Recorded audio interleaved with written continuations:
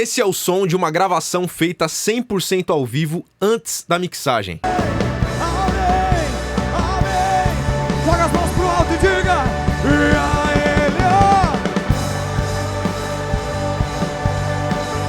Agora o som da mesma gravação com a mixagem. Amém, amém.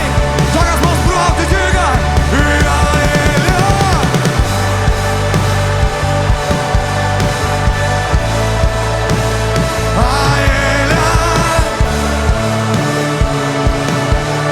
A diferença é absurda, fica claro a diferença que a mixagem faz. E lembrando que esse projeto aqui não teve produção. É basicamente a banda da igreja tocando em um evento ao vivo da igreja, do jeito que foi, gravado. Depois eu só editei as vozes e fiz a mix e master para chegar nesse resultado. quão profundas de quem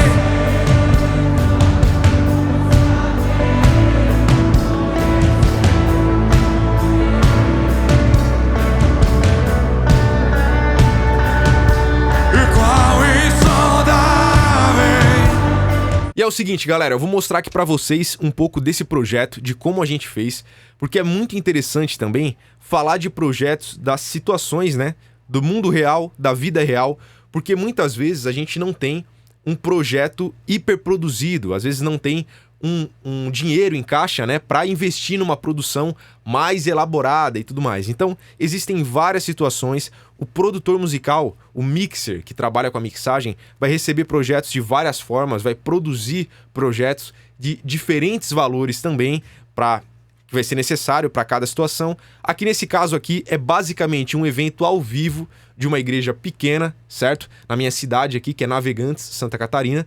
E a gente gravou esse projeto ao vivo, 100% ao vivo, não tem nada regravado depois, não foi gravado com metrônomo também, então tudo que a gente usou aqui nesse projeto foi 100% ao vivo e eu vou mostrar pra vocês como que eu fiz, certo? As únicas coisas que eu usei somando aqui são samples na bateria, que daí a gente usa o processo de trigger, né, que a gente chama, que é pegar os canais ali da bateria que foram gravados mesmo, caixa, bumbo e tons, basicamente, pegar esses canais e colocar samples junto, para somar ali, que é algo, inclusive, muito utilizado nesse estilo, mais gospel, worship e tudo mais, né? Então é algo que eu usei nessa gravação aqui, e todo o resto, a bateria também foi ao vivo, tudo ao vivo e tal, e todo o resto é do jeito que foi ao vivo, com imperfeições, com tudo que tem direito do ao vivo, né? E é isso aí. O lance é o seguinte, vou mostrar aqui para vocês por partes, né? Vocês viram ali como é que tava o projeto sem a mix, que é o que eu mostrei aqui antes. Tudo mais embolado e tal, não tá nítido, não tá com aquela pressão sonora do estilo também, e por aí vai. E na versão mixada a gente já tem esse som mais elaborado, né? Joga as mãos pro alto e diga: e a ele,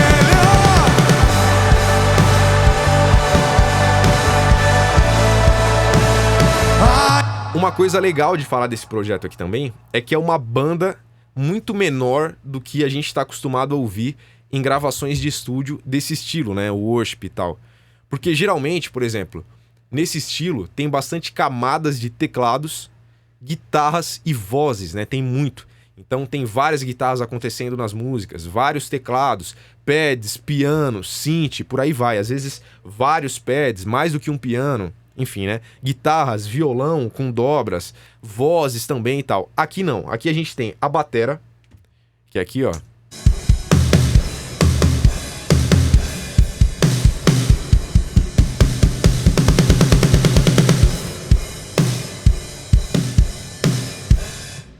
Que é uma situação real, inclusive, esses pratos aqui não são bons pratos, né? Essa é a real. Não é um prato muito utilizado nesse estilo, que geralmente nesses rides, né, de condução ali, é um prato gigante para ficar aquela condução bem aberta e tal. Aqui não é tão assim, é um prato mais estridente, que inclusive eu vou mostrar aí para vocês como que eu fiz para controlar isso, né? Para ficar menos pior, para controlar ali, né? E ficar mais interessante assim, fazer o nosso melhor, que é o que interessa muitas vezes. Por isso que é legal falar de uma situação real. Porque quando você não tem os melhores materiais do mundo para trabalhar, você tem que extrair o melhor que você pode daquele trabalho. E muitas vezes a gente tem que aceitar isso e fazer o nosso melhor naquele trabalho, e é isso, certo? Quando tiver uma batera com um prato melhor, a gente faz melhor ainda, mas se não tiver, é essa e foi. É isso que acontece, né? É uma situação real do trabalho de um produtor musical, de um mixer, enfim, né? E de qualquer outro trabalho também. É que na música, geralmente a galera romantiza muito, né? E acha que tudo é a situação ideal, e não é bem por aí. Tem várias situações que você vai ter que trabalhar com o que tem, certo? Igual em outras áreas. O cara que é um pedreiro, sei lá, nem sempre ele tem as situações ideais para construir, para fazer o que ele acha que é o melhor. Mas ele vai ter que fazer o melhor naquela condição, naquele terreno, com aqueles materiais, naquela casa. E por aí vai. Existem inúmeros outros exemplos que a gente pode falar também, mas acho que já deu para entender a ideia, né? Então tem aí a batera, tem aqui um baixo. Ó. É isso. Violão. Ao vivo, em linha, né, ó. Certo? Tem uma guitarra aqui que tá em estéreo, mas é uma guitarra só.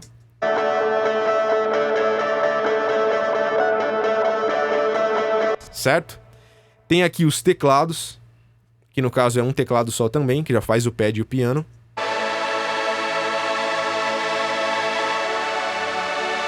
Nessa parte tá mais um pad mesmo, né? Tem aqui as vozes, que tem a voz principal e 2 backing vocals. Um é o tecladista da banda cantando também, que faz um backing vocal. E uma outra mulher que tá fazendo a segunda voz também. O sem fio ali, no caso, é o áudio do microfone sem fio, que fala ali os pastores e tudo mais que vão ali ministrar, enfim, né? Que é uma situação de igreja, assim. Mas é um sem fio, é extra a banda, assim. E tem também 2 microfones que a gente gravou em estéreo aqui. O ambiente foi gravado com 2 microfones AT2020, certo? A gente gravou com 2 microfones iguais, porque a igreja já tem um que eles usam na rádio lá da igreja, fazer umas lives e tudo mais. E eu já tenho um também. Então, como eles já tinham lá, eu peguei igual, coloquei pra gente fazer esse ambiente, né? Que no caso é esse som aqui, ó, pra captar a igreja cantando, o público e tal, né?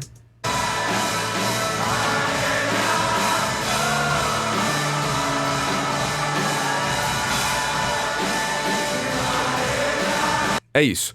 Pode ver que, como é uma captação ao vivo, a gente tem muita sujeira, muito ruído externo, tem imperfeições de execução e tal que acontecem, chiado, esse tipo de coisa. E, cara, é um desafio para quem vai mixar conseguir lidar com esse tipo de coisa e fazer, no geral, a música soar bem.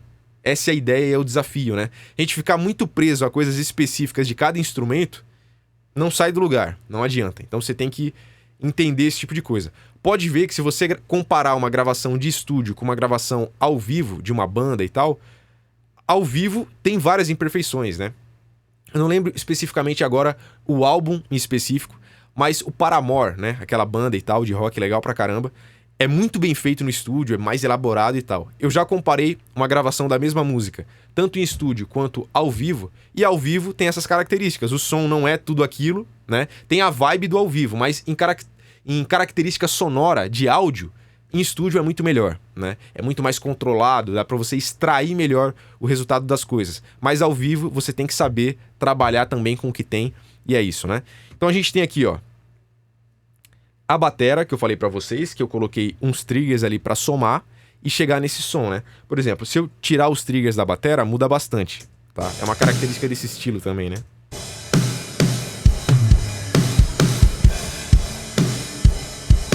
Ó, eu vou tirar os triggers, tá? Isso aqui é bem importante. E é a real que muita gente não fala, viu? Em vários estilos, tem estilos que são mais orgânicos mesmo, que não se usa trigger. Mas tem estilos que se usem muito. E pra chegar naquela característica sonora, acabou virando uma característica mesmo, né? Então, tem que entender isso. Quando você quer aquela característica, usar mesmo, e é isso, né? Enfim, olha só. Esse é o som da batera sem trigger, né? Fica menor e tal.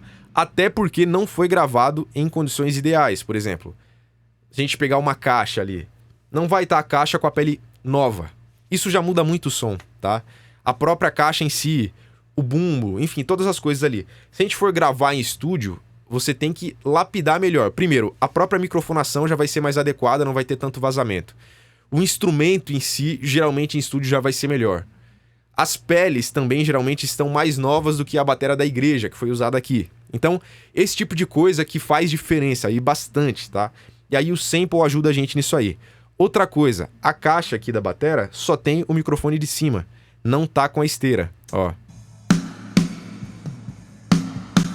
Certo? Isso aí também é uma limitação. E aí a gente vai ter que lidar com isso aí e pronto, né? Aí cada um que dê seus pulos, né? Cada produtor que se vire pra fazer o trabalho.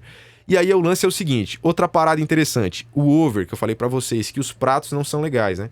Então se a gente pegar aqui, ó, olha só o som do over como é que tava.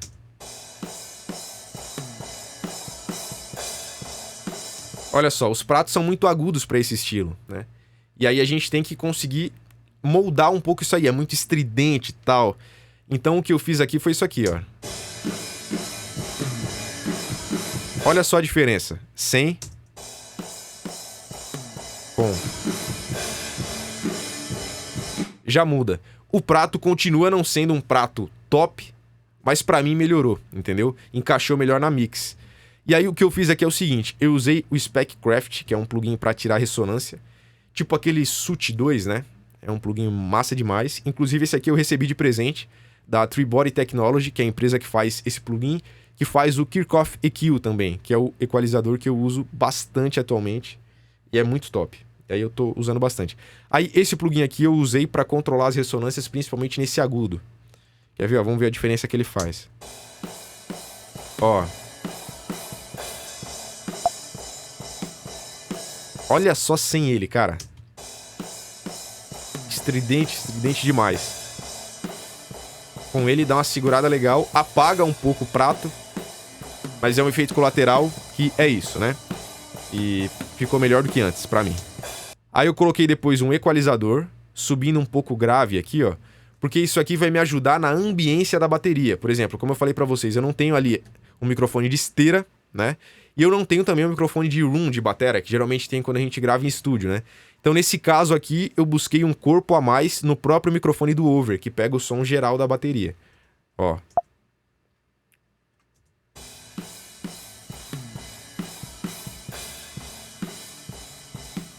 Ó, vem um som legal de caixa e tom nesses microfones aqui. Então eu aproveitei isso aí pra somar, né?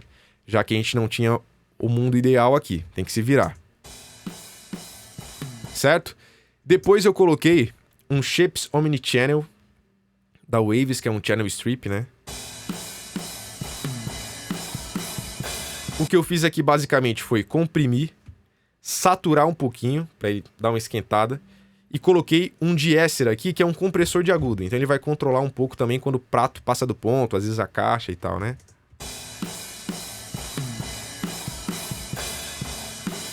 Isso aí. E depois tem uma sacada animal para quando você tem um prato que tá muito estridente assim na frente. Às vezes não tem, você tem limitações que você pode usar para controlar ali, mas tem limitações esses processamentos, né? Ele não vai transformar um prato horrível num prato top. Isso aí esquece. Você vai melhorar o que tava muito ruim, entendeu? Você vai dar uma lapidada e vai ajudar, né? Mas não vai ficar um prato top. E você tem que entender isso aí. Não se iludam, tá? A galera que tá aprendendo a produzir, mixar, acha que vai resolver tudo com processamento. E, cara, não é por aí, entendeu? Você tem que saber que os processamentos existem, estão aí para ajudar a gente, pra gente usar mesmo, mas não é milagre também, né? Tem que saber como que as coisas funcionam. Uma parada que ajuda a gente a tirar essa estridência extrema de um prato é colocar um reverb, cara, nos pratos. Então eu coloquei aqui esse reverb, que ele simula tipo uma sala de um estúdio aqui, né? Legal pra caramba. Eu gosto bastante. Ele é da IK Multimídia, a mesma empresa que faz o Amplitude e tal, o Tony X. É legal pra caramba, né? E aí eu usei esse reverb aqui. Olha só a diferença. Sem o reverb.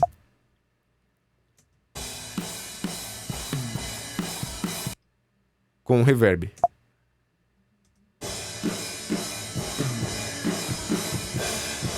Sem reverb. Com reverb. Até a caixa e os tons, esse som que vem da caixa e dos tons no over, pra mim fica melhor. E o prato tá no mesmo volume, só que parece que ele dá uma afastada, porque tem esse reverb agora, né? Isso aqui já me ajuda demais quando tem um prato ruim. Eu já vou fazendo isso aí porque eu sei que ajuda. Inclusive em gravações quando o prato tá bom também, às vezes eu quero dar uma ambiência legal pra batera sem suar artificial, eu faço isso aí nos overs e, cara, funciona demais. Aí depois aqui eu também criei um canal de room, né? Pra batera.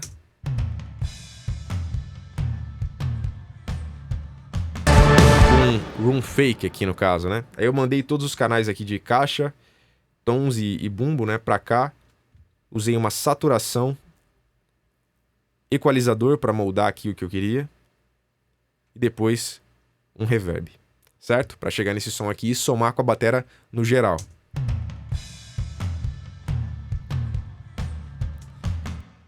E com esse tipo de coisa eu consigo criar camadas no som e somar com o som da batera que eu tinha inicialmente. Então tudo isso vai ajudando a eu conseguir essa batera maior, que é uma característica do estilo.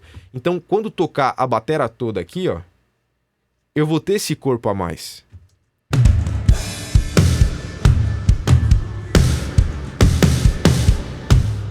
Certo? E aí usei os reverbs e tal, maiores, né? Lá nos canais auxiliares. No caso aqui eu usei um Hall, que é o Valhalla, né? Vintage Hall. Que é muito massa. Vintage Hall não, Vintage Verb, né? É um plugin que eu curto demais, uso em vários estilos. É muito versátil e tal. E aí geralmente eu vou nos presets que ele tem, como ponto de partida, que nem no Hall aqui, né? Aí depois eu vou moldando o que eu quero, nos controles que ele tem aqui, e já era. Certo? Então na bateria é isso aí. No baixo também não tem muito segredo não, tá? Usei aqui, ó, um LA2A, que é um clássico no baixo. Depois usei aqui o CLA Bass, que eu gosto pra caramba. Tem esse drive dele e o chorus que eu curto muito nesses estilos. E eu vou criando automações no decorrer da música, pra saturar mais, no caso, ter mais drive ou menos drive. Colocar o chorus ou não. Às vezes no refrão eu ligo o chorus, depois tiro. É bem massa. E daí você não vai escutar o som do chorus no baixo, não é isso. Só que na mix ele vai fazer o baixo saltar um pouco, assim. Então quando eu quero essa sensação, eu faço, né? No violão aqui eu deixei o violão baixo, porque eu, sinceramente, o violão em linha, né? Eu não curto muito som. É muito raro eu achar bom um microfone em linha. E aí, só quando é essencial mesmo eu deixo mais alto, mas nesse caso aqui não era. Então eu cortei os agudos extremos dele aqui, que é muito estridente, né, cara? Aí eu cortei mesmo, cortei o grave aqui também. E aqui comprimi um pouquinho. E deixei baixo, né?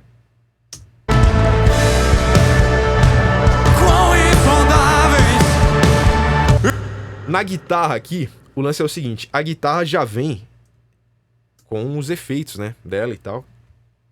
Então já tem bastante coisa.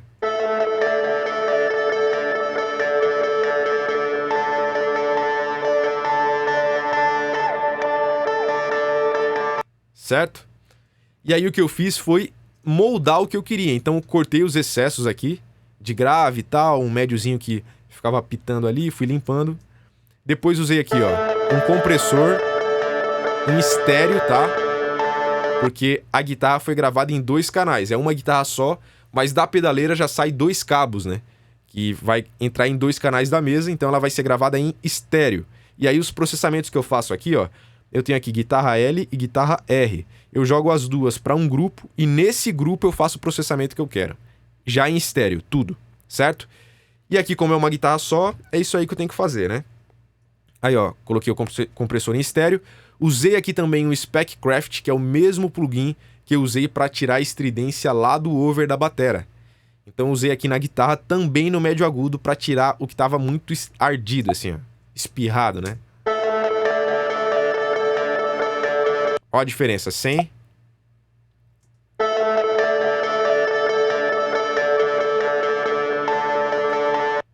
Isso aqui me ajuda, inclusive, a deixar a guitarra mais alta sem ela ficar tirando a evidência da voz, né? E sem ficar estridente demais. Então a gente consegue ouvir ela tranquilamente ali na música, sem com que ela fique ardida. Isso é muito importante, principalmente nesse contexto aqui, porque é uma banda, como eu falei pra vocês ali, que, cara, é tudo ao vivo, não tem VS, tá? Não tem nada somando. que vocês estão ouvindo aí é a galera tocando e acabou, cara. Não tem frescura, assim, entre aspas, né? Porque não é frescura tocar com VS, não tem nada a ver. É só um modo de dizer, né? E aqui, pra eu deixar a guitarra mais em evidência, porque se eu tiro ela ali, já some tudo. Por exemplo, ó, vamos fazer um teste aqui na prática, né? Que é o que interessa. Pegar aqui, ó, vou deixar a música tocando e vou baixar a guitarra. Ó, um pouco que eu baixei a guitarra, já era, a música morreu. Vou voltar. Aí, agora quando eu coloco a guitarra, tem uma sustentação da música. Então, isso é uma coisa que a gente tem que cuidar e sempre pensar no encaixe da mixagem, que é uma das coisas mais importantes, tá? Muita gente mixa, faz um monte de processamento, mas não se preocupa com o encaixe das coisas, que é no final o que importa, porque tudo que você fizer vai misturar esses elementos e vai ter um áudio final que é a música, que é a mistura, que é a mix, né? Então a gente tem que conseguir fazer essa mistura ficar boa. Senão nada importa. Nada importa. Nada importa. É como se você fosse construir uma casa, por exemplo, e o piso é bonito, a janela é bonita, sei lá, o telhado é bonito, tudo é bonito. É massa, olhando as coisas individualmente. Só que quando coloca tudo junto, nada combina, tá tudo meio xoxo, então chove dentro da casa, esse tipo de coisa, né? As coisas não estão muito firmes. Então a casa vai ser ruim de morar.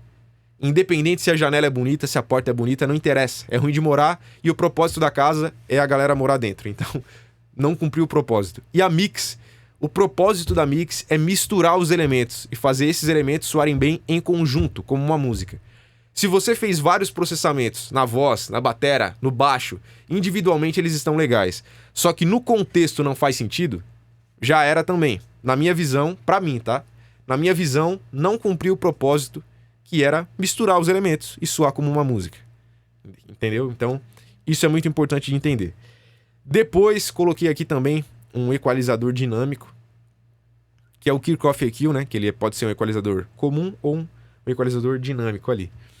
E aí eu usei ele também pra segurar um pouco, às vezes, esse médio da guitarra. Certo? Depois coloquei um pouco do reverb ainda, o Hall, só pra dar uma cauda maior pra guitarra que eu queria, e é isso, né? Os teclados aqui também, nada demais, tá? Compressor LA2A, que eu gosto pra caramba, em voz, piano, aqui no caso os teclados, e baixo, né? Gosto bastante de usar. Usei o Kirchhoff EQ também, equalizador, moldei bastante aqui, tá? Os graves que sobram bastante.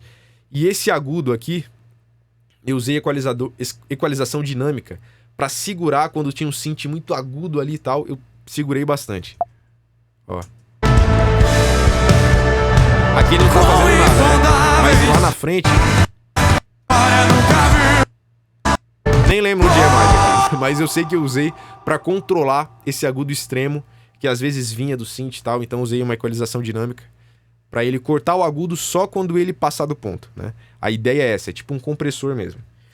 Fiz isso aí nos teclados, também coloquei um Hall aqui. E aí chega no ambiente, que, cara, faz muita diferença, tá?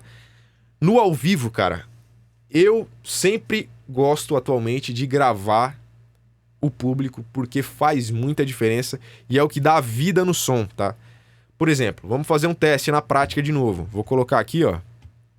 Vocês vão ver, eu vou mutar durante o decorrer aí da música e vocês vão ver a diferença que faz esse ambiente aqui.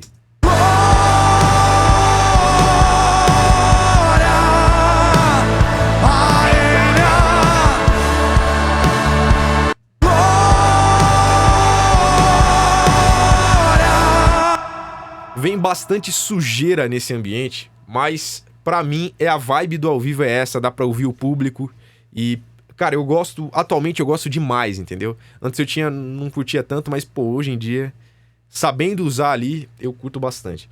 E aí o que eu fiz aqui foi basicamente cortar grave, cortar agudo aqui e comprimir nesse plugin. Porque esse som aqui também, sem processamento, olha só, tem muita sobra. Ó, esse grave tudo aí, se eu não cortar, vai me atrapalhar. Esse agudo também, olha os pratos ali, ó. Nossa, incomoda demais. Então, cortei mesmo. Depois usei o Speccraft lá pra segurar também esse agudo. Igual eu fiz nos overs, igual eu fiz na guitarra. E um equalizador aqui também, depois pra cortar mais um grave ainda que eu senti necessidade. e adicionar um brilhinho ali. Geralmente, esse segundo equalizador que eu uso, né, por exemplo, eu já tinha usado antes, né? Mas o segundo equalizador que eu uso, geralmente eu coloco depois na mix, quando ela já tá rolando, e eu vi provavelmente aqui, o que aconteceu foi que eu vi que a música já tava rolando, só que tava sobrando grave desse canal do ambiente e um pouco do médio aqui faltando. Então, eu já fui, coloquei mais um equalizador e moldei do jeito que eu queria, sem mexer no que eu já tinha feito antes, né? Aí ajuda até a ser mais rápido e tal. E na voz aqui, ó, eu vou mostrar a voz principal que já serve para as outras, né? Eu usei um plugin muito massa, que é a primeira vez, inclusive, que eu uso ele em uma mixagem, né? Que eu comprei e já usei, então faz muita diferença. Que é esse Clarity, Clarity VX, né? Cara, é muito massa. Clarity, né? VX. É muito da hora. Ele tem o Clarity VX Deverb também, que é para tirar reverb, mas esse aqui eu usei para tirar ruído, que é a ideia desse plugin, né? Ele tem vários aqui, ó, algoritmos e tal, certo? Cara, é muito legal esse plugin. Ele tira muito ruído, certo? Deixa eu só ver aqui. Era o Broad 1, acho que eu tinha deixado, né? Isso que eu fui conferir. Nem lembro mais, velho. Mas enfim, eu acho que é igual aos outros aqui, ó. Broad 1. Não lembro mais também. Mas é isso aí. Eu mudei. Vocês vão saber, né, com a hora que assistir o vídeo, o jeito que tava quando abri é o que tava certo. Mas vamos deixar igual tava nos outros ali, né? Glória!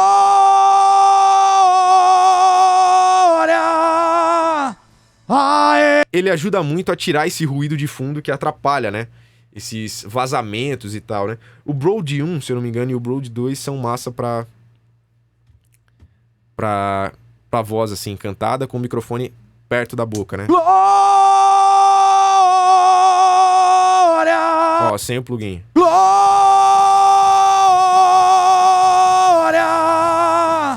Aê! Ó, nesse trecho que ele para de cantar, dá pra ouvir bem a banda, né? Aê! Agora com o plugin. Aê! Segura muito, cara. Aê! É massa, é massa. Eu usei ele aqui, tá? E é muito legal, funciona muito bem. Tem aqui também um compressor LA2A, que eu curto pra caramba em voz, como primeiro compressor. Usei também esse Channel Strip, basicamente, da Universal Audio, que é o Top Line Vocal Switch, que é muito da hora, tá?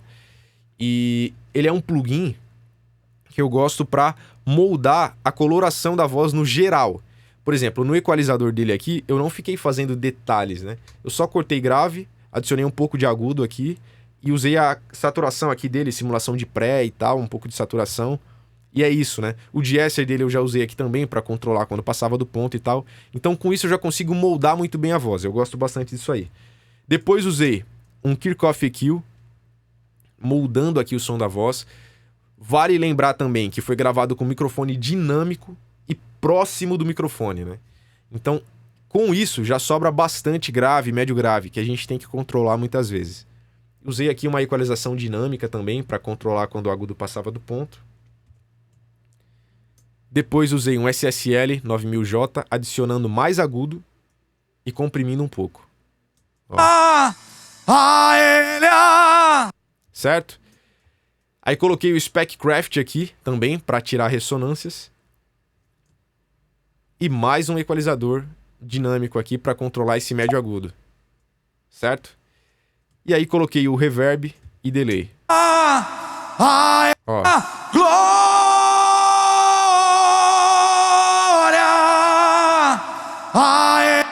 E aí eu cheguei nesse som, certo? E vale lembrar que uma outra parada que é muito importante é que é o seguinte: como a gente está em uma gravação ao vivo, tem muito vazamento, tá? Tem o som ambiente ali também. E no som ambiente, por exemplo, tem muita voz que vem, ó. Quando a gente juntar esse som ambiente com o som da voz gravado, vai ter uma soma ali, uma soma de coisas, né? Que vão gerar o som que a gente vai escutar na música. Então, quando a gente mixa algo ao vivo, você vai ter que trabalhar com essas coisas. O som geral, sabendo lidar com esse tipo de coisa. Você não vai ter tanto controle assim de, por exemplo, ter a voz só no canal da voz, igual quando é gravado separado em estúdio, né? Aqui não é o caso. Eu posso mutar a voz aqui, ainda dá pra ouvir a voz porque pega lá no ambiente. Olha só. É de fundo, mas dá pra ouvir. Isso também já influencia na sensação do reverb da voz, porque esse som ambiente já dá esse som de reverb. E por aí vai. Então a gente vai ter que sempre lidar com esse tipo de coisa para fazer uma boa mix ao vivo e entender que é assim que funciona esse tipo de projeto, que é um desafio também. Eu já faço bastante, então já tô mais acostumado. E esse aqui tem várias limitações, como eu falei para vocês, não é algo produzido, tá? É só a banda de igreja gravando ali ao vivo. É isso. Foi tudo que foi tocado lá, tá aqui nessa gravação que vocês podem ouvir, inclusive, certo? Que é isso, gravação ao vivo, é legal esse projeto para mostrar para vocês o mundo real também da produção musical, do nosso trabalho, que eu acho incrível, eu gosto muito. Até as imperfeições fazem parte, né, da arte, do som. Eu acho isso muito massa, certo? Se você gostou, comenta aí, que eu ajudo vocês com qualquer dúvida, qualquer sugestão também. Estou disposto a ouvir conteúdos aqui para o canal e tudo mais. Se quiser me contratar para produzir, mixar, masterizar sua música, entre em contato, tem o link aqui na descrição. E se quiser também estudar comigo, aprender produção musical, focado em home studio, na prática, direto ao assunto, como chegar naquela qualidade profissional, tem o link aqui na descrição também do meu curso online para você dominar as ferramentas de produção musical, de mix, master e tudo mais, certo? E entender como que a gente pensa para produzir uma música, que é uma das coisas mais importantes que você pode aprender como produtor musical, certo? Espero que gostem e é isso. Valeu, até o próximo vídeo. É nóis!